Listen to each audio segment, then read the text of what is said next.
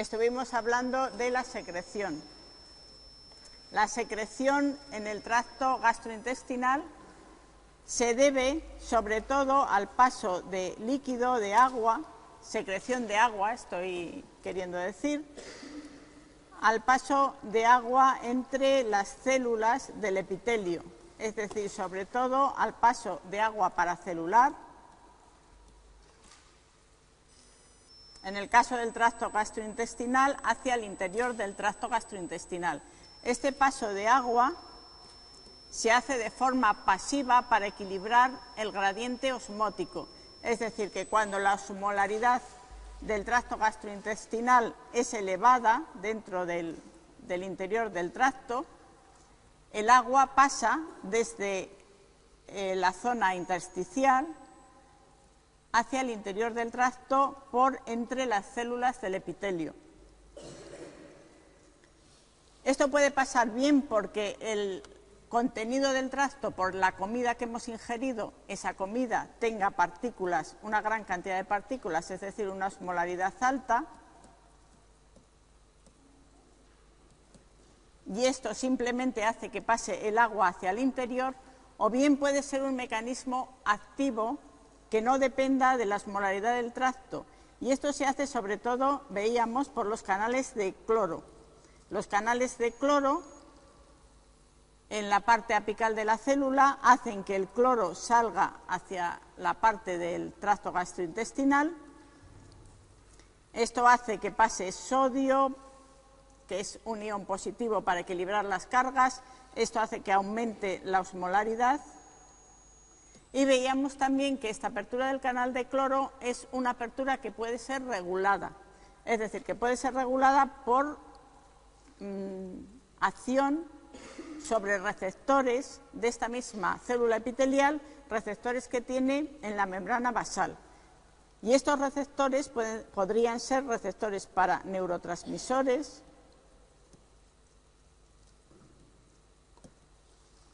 para hormonas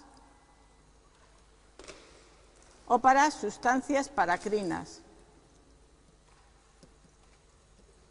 Estos neurotransmisores actúan activando proteínas G, y estas proteínas G serían las que de forma indirecta activarían la apertura del canal de cloro y por lo tanto la secreción de agua. Bien, aparte del control por neurotransmisores, hormonas y sustancias paracrinas, la secreción también se controla de forma indirecta por el aporte de líquido por los vasos sanguíneos. Los vasos sanguíneos se encuentran en el tejido conjuntivo muy próximo al epitelio. Si hay una vasodilatación, es decir, si los vasos sanguíneos están muy dilatados y hay mucho aporte de líquido, hay mucha agua y por lo tanto habrá más secreción.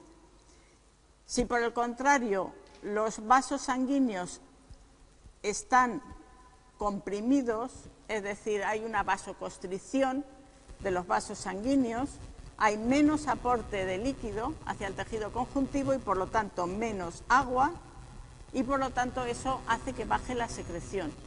Es decir, que fijaros que los neurotransmisores, por ejemplo, pueden actuar sobre la secreción actuando sobre la célula epitelial, pero también pueden actuar sobre la secreción actuando sobre las paredes de los vasos, produciendo vasoconstricción y disminuyendo de esa forma su secreción. Las sustancias paracrinas, por ejemplo, las sustancias del sistema inmune, por ejemplo, si hay una inflamación, esa inflamación por el sistema inmune podría producir prostaglandinas que podrían actuar sobre la secreción directamente, abriendo canales de cloro, pero también podrían actuar de forma indirecta, a lo mejor produciendo vasodilatación. Por lo tanto, estos son los mecanismos que producirían secreción de agua al interior del tracto. También hay glándulas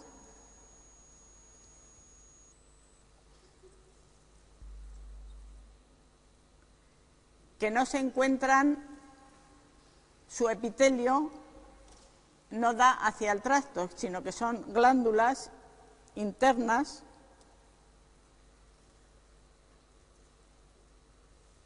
cuyo epitelio se encuentra alejado, el epitelio secretor, del interior del tracto. Naturalmente aquí solamente actúan canales de cloro, puesto que aquí no tenemos el efecto de la comida que no llega a esta zona. Aquí el único mecanismo de secreción de estas glándulas, imaginaros por ejemplo las salivales, es que haya canales de cloro, que aumente la osmolaridad por paso de sodio y aumente el paso de agua al interior. Esta primera secreción dentro de una glándula, por lo tanto, siempre será una secreción isosmótica, porque el agua pasa de forma pasiva para equilibrar ese gradiente osmótico. Esta secreción de esta glándula va a pasar por unos conductos y dependiendo de qué tipo de glándula sea, estos conductos son diferentes y estos conductos lo que hacen es modificar la secreción. Bien reabsorben iones, algún tipo de ion, pudiera ser el cloro, bien secretan iones hacia el exterior. Por lo tanto, la secreción final de esta glándula, aunque al principio es una secreción isosmótica, la secreción final hacia el tracto gastrointestinal puede ser completamente distinta de esta primera secreción y podría ser hiposmótica o podría ser hiperosmótica. Incluso podría variar esta secreción desde el comienzo de la secreción de la glándula en el acini hasta el final.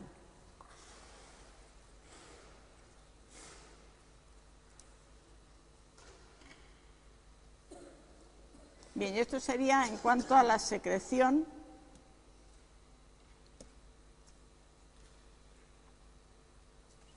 Fijaros que el líquido que tenemos dentro de nuestro aparato digestivo debido a la secreción va a variar dependiendo de la zona del tracto. En la boca tendremos la secreción sobre todo de las glándulas salivales aproximadamente 1 litro diario.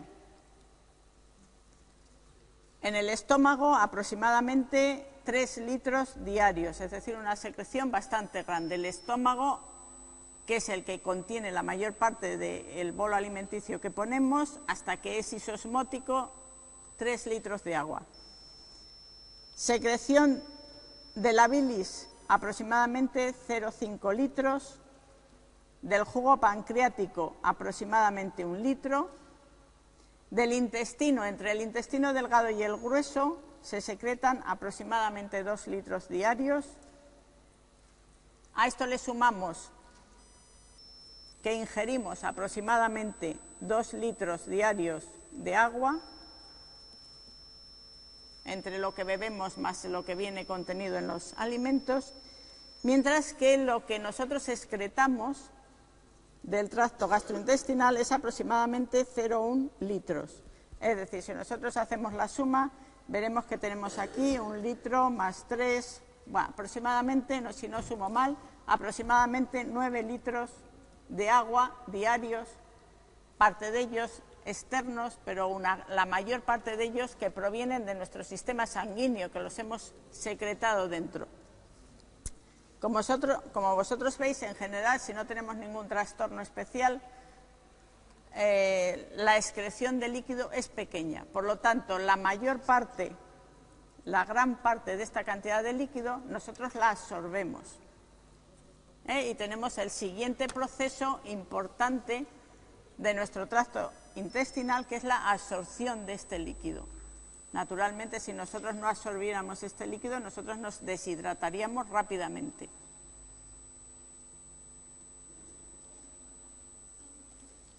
Sistema de absorción del líquido. ¿Qué sistema tienen las células epiteliales? Pues el sistema básico para absorber es la bomba de sodio-potasio. La bomba de sodio-potasio, que todos sabéis que todas las células del organismo la tienen. En el caso de las células del epitelio del tracto gastrointestinal, estas bombas se disponen en la parte vasolateral. Esta es la parte basal, esta es la parte apical. En la parte vasolateral hay multitud de bombas de sodio que lo que hacen es sacar sodio, ¿no? ¿Recordáis esto? Que lo que hacen lo intercambian por potasio. Esto hace que aumente la cantidad de iones positivos en la parte vasolateral. Como hay un aumento de cargas positivas, vendrían iones negativos a contrarrestar, como cloro. Esto hace que aumente la osmolaridad y este aumento de osmolaridad hace que pase líquido desde el interior del tracto hacia esta zona. Bien, esto sería la absorción. Naturalmente os preguntaréis cómo resulta que en el mismo sitio, en las mismas células epiteliales, se secreta y se absorbe. ¿Cómo se hace eso? Bien, todas las células tienen bombas de sodio, pero no todas las células tienen canales de cloro. Si nos fijamos en una zona que se efectúa mucha secreción y mucha absorción, ¿como cuál podría ser? ¿Qué zona del intestino? Uy, del intestino, ya lo he dicho bien, el intestino. El intestino es una zona en la que hay mucha secreción y también hay mucha absorción. Bueno, pues las células del intestino se encuentran, yo no sé, esto todavía no lo habéis dado en organografía, no.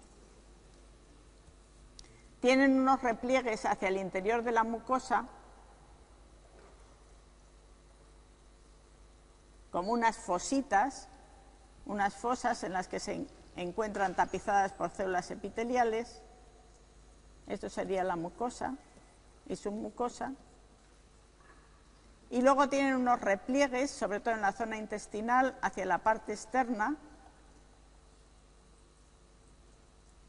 que es lo que se llama vellosidades.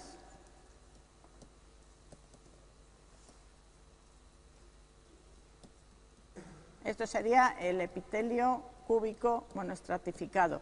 Este epitelio cúbico, las células progenitoras, es un epitelio que no está fijo, sino que va creciendo, tiene una división muy rápida. La vida de estas células es de aproximadamente 6 días, para que veáis con qué velocidad se nos reproducen las células de nuestro tracto intestinal. Es decir, nacen a este nivel dentro de las fosas, las células madres se encuentran en lo más profundo de estas fosas y las células van creciendo hacia el exterior hasta llegar a la punta de las vellosidades. Por lo tanto, las células que se encuentran en estas fositas son células jóvenes que acaban de dividirse y están creciendo. Y estas células jóvenes son las que expresan canales de cloro. Y por lo tanto, en lo profundo de estas fosas se secreta agua. Pero estas células, según van envejeciendo, según van llegando a tener ya sus 6 días de edad, van llegando a los extremos de las vellosidades y según envejecen pierden los canales de cloro en la parte apical, pero no pierden las bombas de sodio-potasio. Y además, estas células empiezan a expresar en su parte apical una gran cantidad de transportadores. Estos transportadores pueden ser transportadores para glucosa, por ejemplo, y estos son cotransportadores con sodio. Es decir, transportadores que hacen que entre glucosa a la célula al mismo tiempo que introduce sodio. También pueden ser transportadores de aminoácidos que tienen la misma característica, introducen aminoácidos mientras introducen sodio dentro de la célula. Todo esto hace que aumente el sodio en el interior y por lo tanto este aumento de sodio hace que se favorezca el papel de la bomba sodio-potasio, porque cuanto más concentración de sodio haya dentro de la célula, tanto más funcionará esta salida de sodio al espacio vasolateral y tanto más se producirá la absorción de agua. Por lo tanto, daros cuenta que si hay principios inmediatos como hidratos de carbono o aminoácidos dentro del tracto gastrointestinal, se favorecerá la absorción de agua, y a la viceversa, si tenemos sodio también en el tracto gastrointestinal, también favoreceremos la absorción de glucosa y de aminoácidos. Por lo tanto, la absorción de agua que se va a producir en las vellosidades se va a ver favorecida si además hay unas concentraciones de hidratos de glucosa o de monosacáridos o de aminoácidos.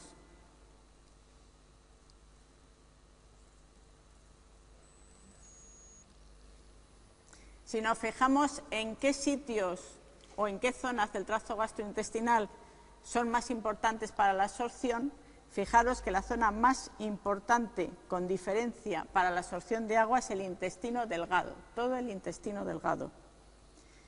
En comparación, el intestino grueso, en el que también hay un poco de absorción de agua, es menos importante.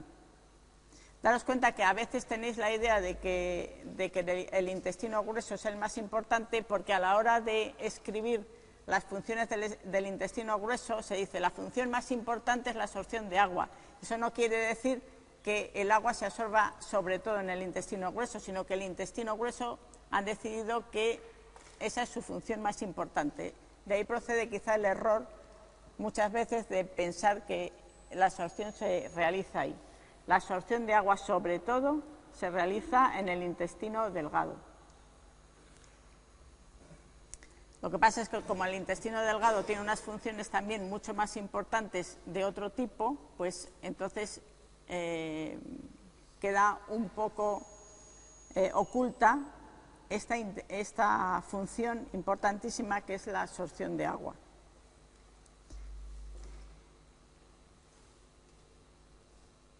Bueno, y vamos a pasar a la siguiente de las funciones, que es la función motora.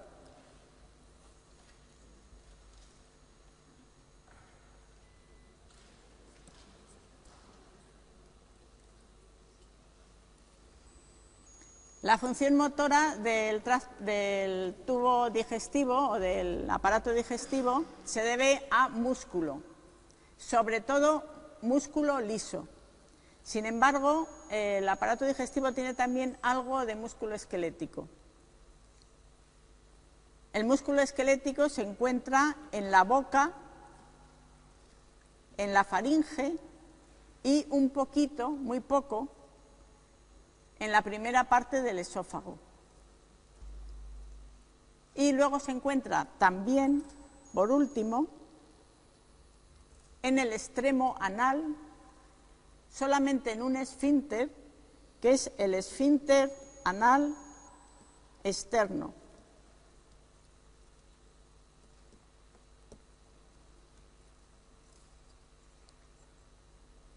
El resto del músculo es músculo liso. Vamos a recordar un poco de cómo era, de qué diferencias hay entre el músculo esquelético y el músculo liso. El músculo esquelético, recordáis que es un músculo cuyas fibras son muy largas, con varios núcleos, se le ve estriado, sus filamentos se disponen de forma perpendicular a la fibra y se diferencian mucho en el tipo de contracción que tienen. ¿Cómo se contrae un músculo esquelético? ¿O por qué se contrae un músculo esquelético? Contracción voluntaria. ¿Y eso qué significa desde el punto de vista celular?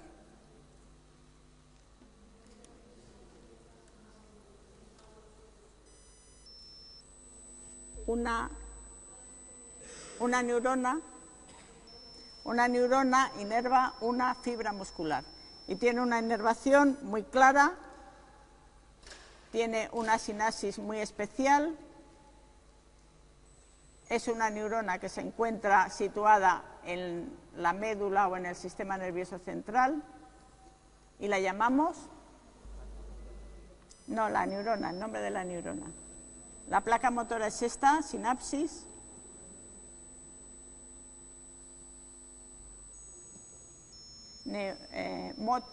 Parecido. Motoneurona.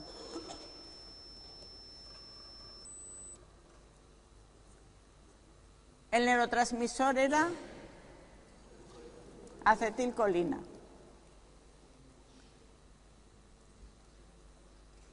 Y, como sabéis, esta fibra muscular no se mueve a no ser que le llegue un potencial de acción de esa neurona. Si no le llega potencial de acción de esa neurona, esa fibra muscular no se mueve. Y se mueve en respuesta a un estímulo voluntario. Sin embargo, el músculo liso son fibras fusiformes, más pequeñas, con las fibras dispuestas en forma de retículo. En el caso del músculo liso del tracto gastrointestinal, va a ser un músculo liso que entre las fibras musculares va a haber uniones comunicantes o uniones de tipo gap, que lo que van a hacer es que estas fibras reciban información unas de otras y se comuniquen entre sí. De manera que nosotros llamamos a este tipo de fibras musculares lisas fibras lisas de tipo único. Tipo único. Porque actúan todas ellas como una pieza. Si nosotros miramos detenidamente al microscopio electrónico una de estas fibras, nosotros veríamos que en su membrana hay una especie de agujeritos que se llaman caviolas, y que en estas caviolas o en estas prolongaciones de la membrana hacia adentro hay una gran cantidad de proteínas, de receptores, de cantidad de cosas, es decir, reciben muchísima información estas células. La información que reciben va a ser de muchos tipos, va a ser información de neurotransmisores,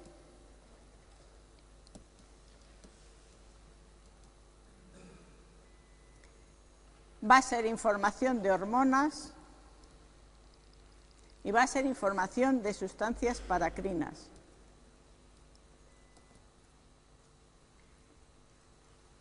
Los neurotransmisores, ¿de dónde proceden?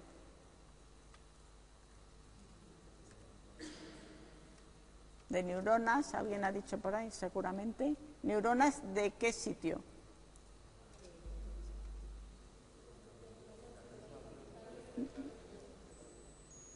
Alguien ha dicho cerebral.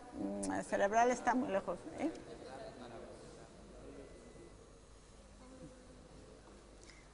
Es posible que vengan de algún ganglio, pero no es lo más frecuente. Lo más frecuente es más cerca, más cerca. Eso todavía está muy lejos.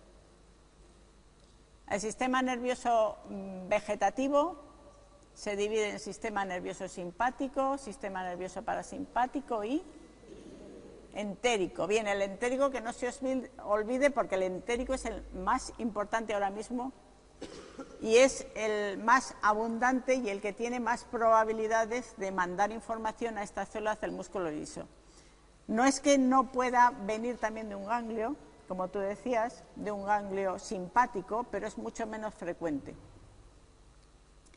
Las células del sistema nervioso entérico son unas neuronas que, en el caso de que informen a un músculo, los llamaríamos también neuronas motoras, pero no es muy claro. Casi todas las neuronas del sistema nervioso vegetativo las pintamos con unas terminaciones en forma como de rosario, que no hacen sinapsis muy claras, que no hacen una sinapsis tan clara como la sinapsis de la placa motora. Es decir, que hay muy poquita distancia entre lo que es la motoneurona y lo que es la célula. Aquí hay bastante distancia, no está muy claro si el neurotransmisor va a conectar directamente con la célula o no. Es decir, los neurotransmisores se liberan por estas terminaciones y da la impresión de que difunden al medio, de manera que actúan un poco, a veces, como sustancias paracrinas. Pueden llegar a varios sitios por difusión, no hacen un contacto sináptico. Estas neuronas del sistema nervioso entérico contactan con otras neuronas del sistema nervioso entérico y con neuronas de los sistemas simpático y parasimpático, que sí que proceden de neuronas que están en el sistema nervioso central, es decir, en la médula o en el bulbo.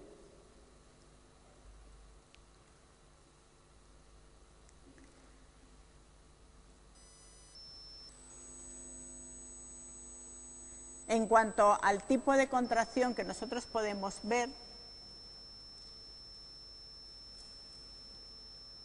en el sistema nervioso,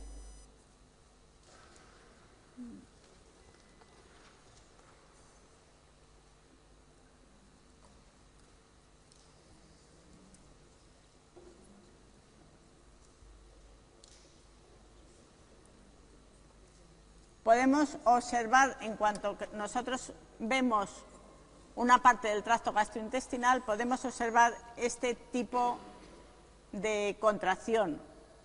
Podemos observar lo que es una contracción tónica y lo que es una contracción fásica.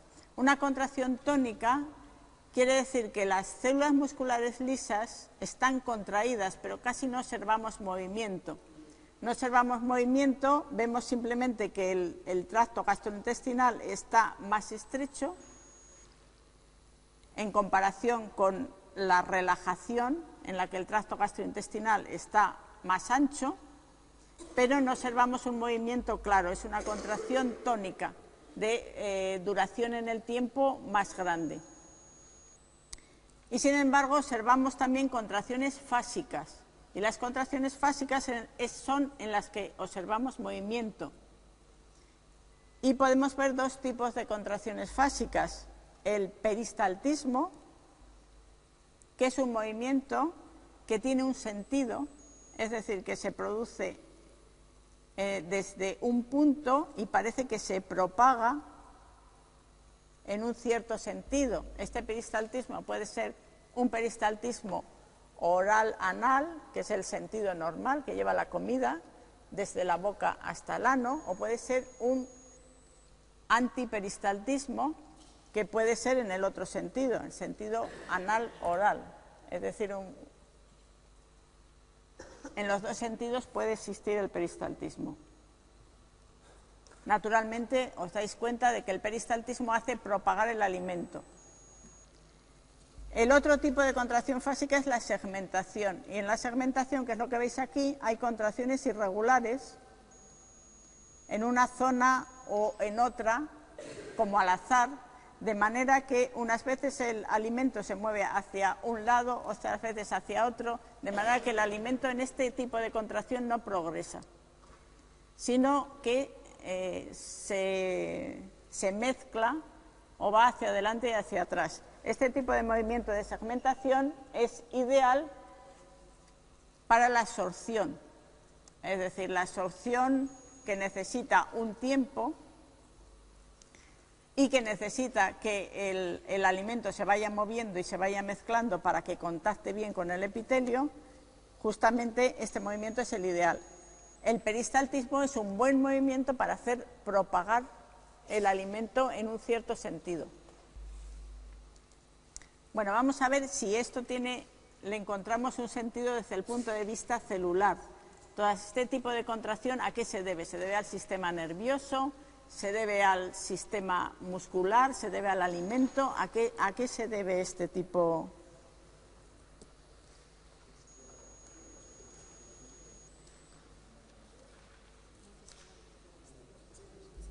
Bueno, pues básicamente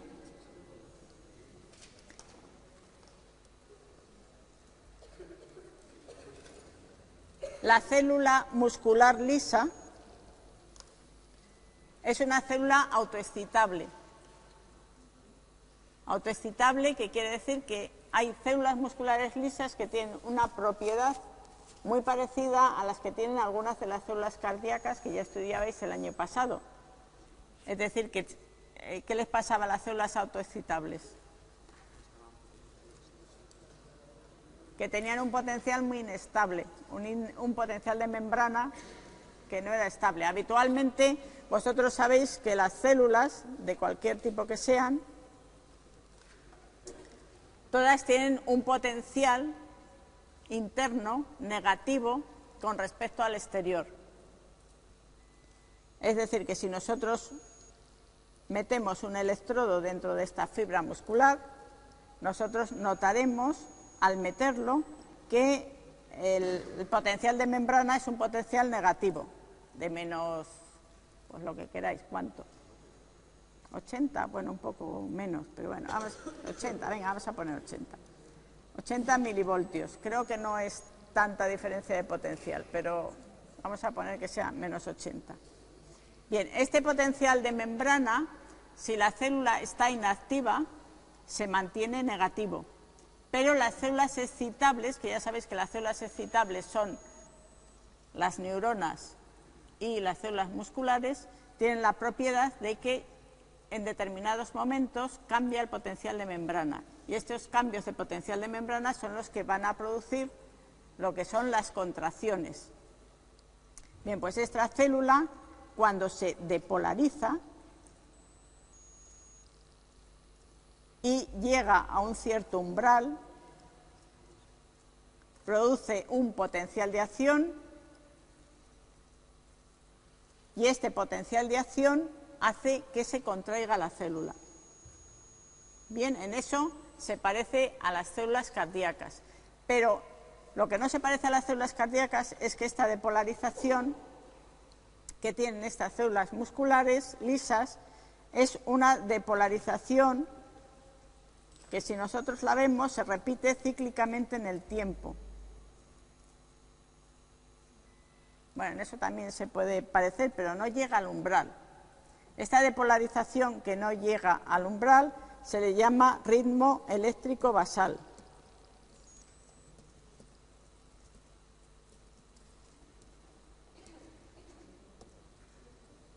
Puede llegar al umbral o puede no llegar al umbral.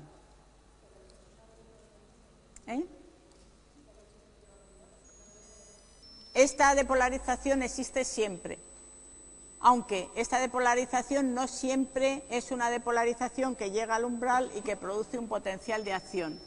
Es decir, que si nosotros tenemos esta célula y nosotros la estamos registrando, vamos, no una célula, vamos a suponer que tenemos aquí músculo liso, estamos registrando dentro de una célula y nosotros, esta célula no se está contrayendo y nosotros, a pesar de no estarse contrayendo, estamos registrando depolarizaciones cada cierto tiempo, y este cierto tiempo es un tiempo muy largo, que pueden ser 3 contracciones por minuto hasta 10 contracciones por minuto, depolarizaciones. A ver, que os estoy... depolarizaciones.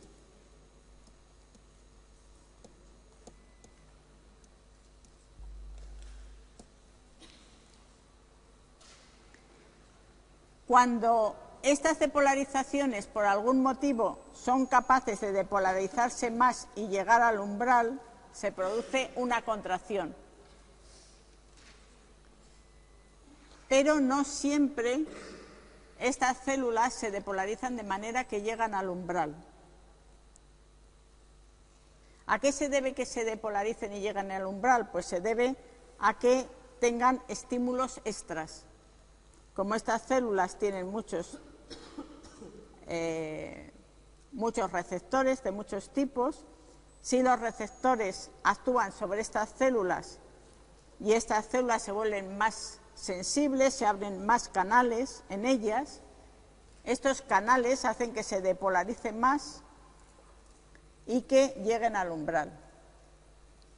Bueno, este ritmo no procede de cada una de las células musculares lisas. Este ritmo procede solamente de unas células especiales que son autoexcitables. Y como estas células son autoexcitables, comunican la excitación al resto. Es decir,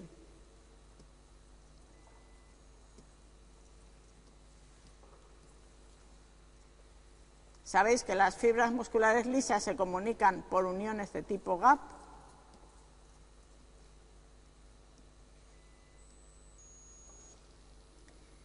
Hay unas células que ni siquiera parecen células musculares lisas, sino que tienen una forma estrellada.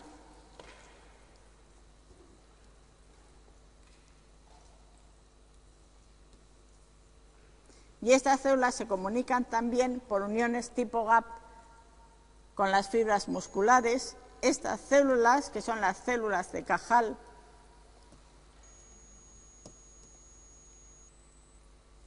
y que al principio se pensaba que eran fibroblastos, pero luego se dieron cuenta de que realmente estas eran células musculares especiales y que eran capaces de contraerse simplemente ellas solas en un cultivo, sin necesidad de que hubiera ni inervación ni nada.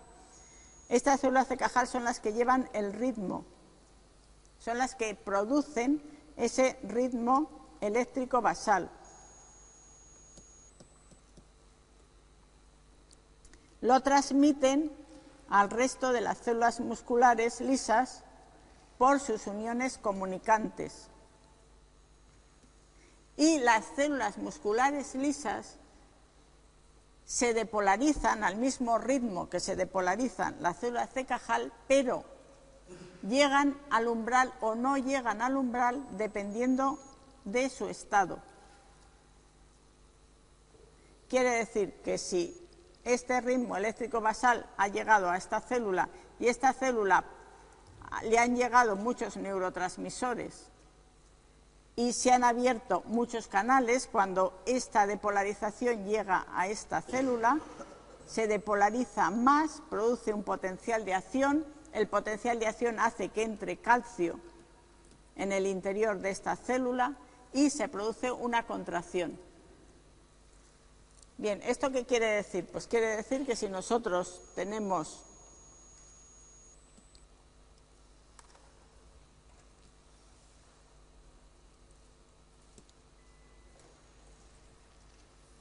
un trozo de tracto gastrointestinal, hay unas células de Cajal recius que tienen en este trozo del tracto un ritmo de, por ejemplo, 3 depolarizaciones por minuto.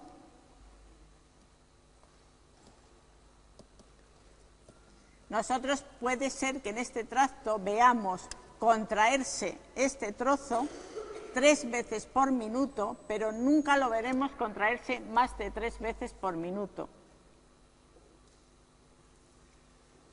Y lo veremos contraerse 3 veces por minuto si están muy activas o muy sensibles las células de músculo liso de este trozo. Sin embargo, si las células de músculo liso de este trozo no están muy activas, no lo veremos contraerse a pesar de que existan las depolarizaciones.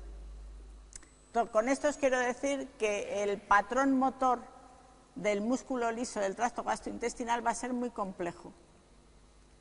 Y en algunas ocasiones vamos a ver reflejado el ritmo basal del tracto gastrointestinal muy bien, y sobre todo lo vamos a ver reflejado en condiciones de ayuno. En condiciones de ayuno vamos a poder ver contracciones fásicas que llevan el ritmo eléctrico basal. En condiciones de digestión, es decir, cuando nosotros después de ingerir el alimento, difícilmente observaremos el ritmo eléctrico basal en cuanto a ritmo de secreción. Y lo que observaremos es que hay contracciones de menor ritmo. No sé si me he explicado bien.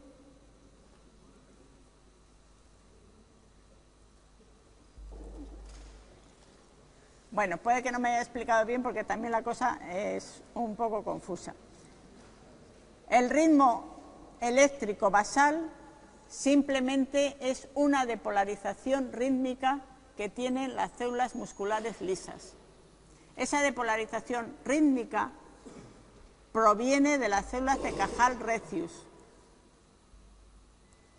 Las células de Casal recio son células autoexcitables que comunican al resto de sus células lisas esta depolarización. Esta depolarización no siempre significa que la célula muscular lisa se contraiga. Puede contraerse con ese ritmo o puede no contraerse, pero como máximo se va a contraer con ese ritmo. En unas zonas puede ser 3 depolarizaciones por minuto y en otras zonas del tracto digestivo puede haber un ritmo de 12 depolarizaciones por minuto. Bien, pues en las zonas, por ejemplo, el estómago, que tiene este ritmo lento, podremos observar como máximo contracciones con una frecuencia de 3 contracciones por minuto. Si el músculo liso está muy sensibilizado y responde con potenciales de acción. En esta otra zona, que puede ser el ilion o un trozo de intestino delgado, pues hay depolarizaciones, 12 depolarizaciones por minuto. Puede que no observemos ninguna contracción, pero como máximo observaremos 12 contracciones por minuto en algunos momentos, especialmente en el ayuno. Bueno, hay una animación extra que la podéis mirar si hay tiempo, si tenéis luego tiempo en el campus virtual sobre el ritmo eléctrico basal.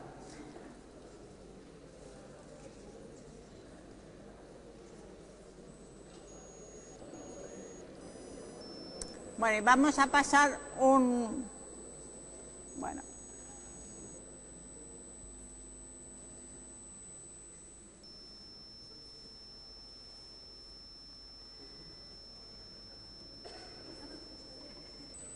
Vamos a pasar al control hormonal.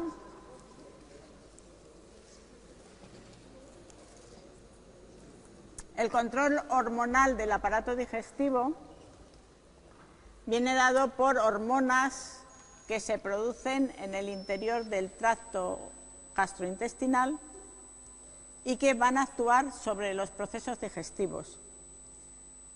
Hay multitud de sustancias que pueden ser hormonas.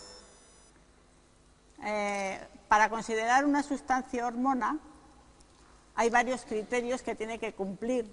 Uno de los criterios es que se produzca en un sitio, vaya por vía sanguínea y actúe sobre una célula que tiene un receptor para ella. Bien, muchos productos del tracto gastrointestinal pueden ser hormonas o podrían ser hormonas, y lo que se hace para ver si una sustancia es una hormona, por ejemplo, que se produce en el tracto, es extraer esa sustancia, ver que sí que se produce en el tracto gastrointestinal, luego se le inyecta a un animal y se ve si tiene un efecto por vía sanguínea. Sin embargo, eso no basta para que sea una hormona, porque a lo mejor nosotros estamos inyectando, cuando inyectas a un animal de experimentación, una cantidad muy grande de esa sustancia, y en una cantidad muy grande sí tiene efecto, pero a lo mejor en la secreción normal de esa sustancia por el organismo, a lo mejor la concentración a la que se produce es pequeña para que tenga un efecto por vía sanguínea. Entonces es bastante difícil saber si esa sustancia llega a ser una hormona o no llega a ser una hormona o tendría un efecto más bien paracrino. De momento hay algunas sustancias que sí sabemos que reúnen el criterio de hormonas, pero eso no quiere decir que no haya más. Hay muchísimas cosas que todavía no conocemos. Y de momento las hormonas que sabemos que actúan van a ser 6 que os he puesto aquí, que son la gastrina,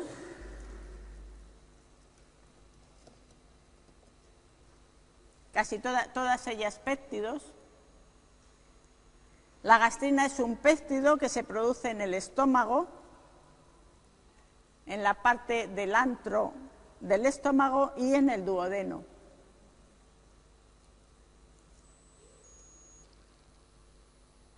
La colecistoquinina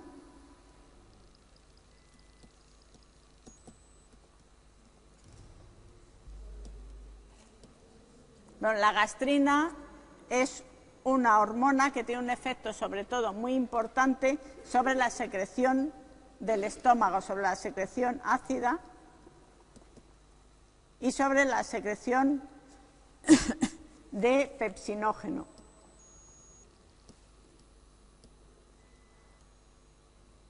También tiene un efecto motor, aunque el efecto motor es un poco menos importante, de potenciación de la contracción. La colecistoquinina o CCK es una hormona parecida a la gastrina, por eso tiene aquí el mismo color, de la misma familia que la gastrina. Su efecto es estimular, como su propio nombre indica, la motilidad de la vesícula biliar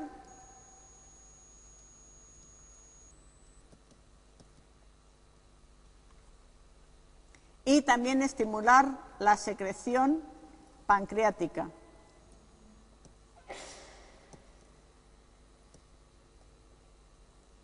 Gastrina y colecistoquinina son hormonas muy parecidas desde el punto de vista de constitución química y tienen un receptor que es bastante parecido y que lleva el nombre de colecistoquinina, de CCK, porque se conoció primero para esta hormona. Y hay dos tipos de receptor de colecistoquinina, el A, al que es más sensible para la colecistoquinina, y el receptor de colecistoquinina B, que es más sensible para la gastrina que para la colecistoquinina. La colecistoquinina se secreta sobre todo en el intestino delgado, en el duodeno y la primera parte del intestino delgado.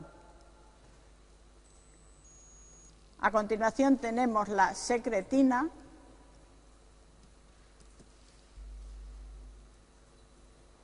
La secretina es una hormona que se produce en el intestino delgado y que va a estimular sobre todo la secreción pancreática.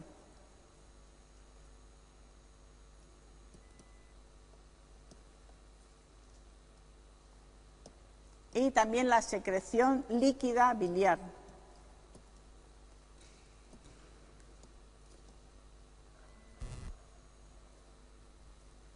El GIP, que antiguamente se llamaba péptido inhibidor gástrico porque se pensaba que lo más importante de él es que inhibía la motilidad gástrica, que efectivamente sí la inhibe, pero no es lo más importante de esta hormona. Esta hormona, lo más importante de ella es que estimula la secreción de insulina.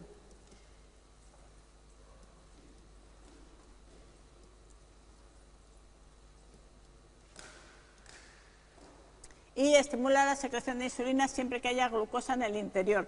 Por lo tanto, decidieron que lo mejor para no cambiarle el nombre ni las siglas era cambiarle el significado. Y en lugar de péptido inhibidor gástrico, lo llamaron péptido insulinotrópico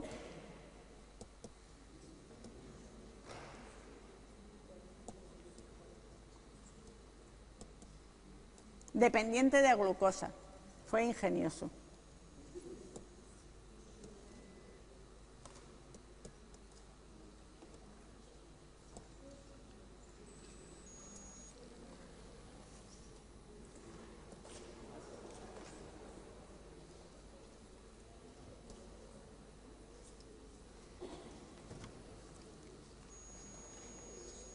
Este péptido se produce sobre todo en el duodeno y la primera parte del intestino delgado.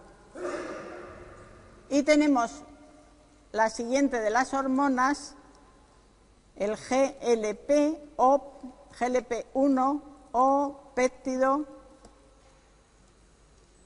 parecido al glucagón.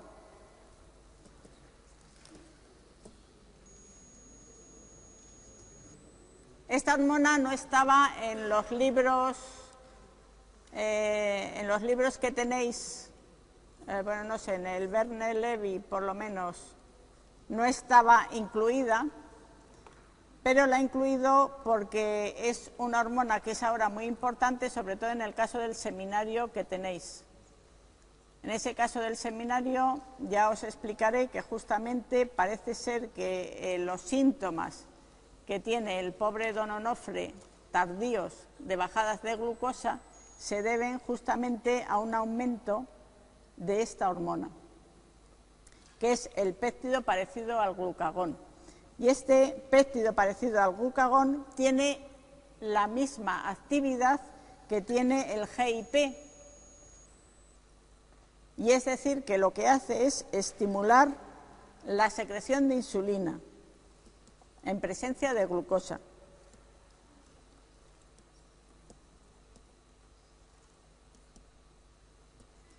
Ambas hormonas, el GIP y el GLP-1, se llaman incretinas. Incretinas, que quiere decir que son hormonas intestinales que estimulan la secreción de insulina. ¿Qué sucede? Que el GLP-1 se produce sobre todo en la última parte del intestino delgado y un poquito en el intestino grueso. Quiere decir que si llega glucosa a esta zona alejada del intestino grueso, se estimula la producción de GLP-1 que estimula la secreción de insulina. Si os fijáis en el caso este que hemos visto, en el caso de don Onofre, en el caso de la operación, hemos hecho que ahora, en esta persona operada, la glucosa llegue a las partes más inferiores del intestino grueso. Y esto va a hacer que justamente se vaya a estimular muchísimo la secreción de esta hormona que en condiciones normales no se estimula tanto. Y esto es lo que hace la sintomatología posterior al cabo del tiempo que tiene esta persona. Y por lo tanto la he incluido por ese motivo.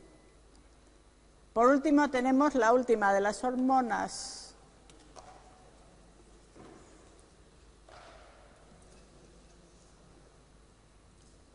la motilina,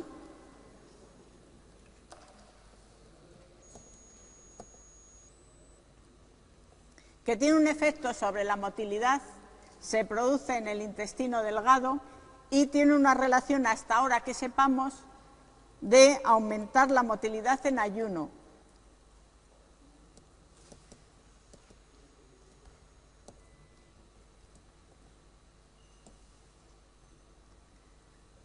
No sabemos de forma muy clara cómo actúa, pero incrementa la motilidad en momentos de ayuno.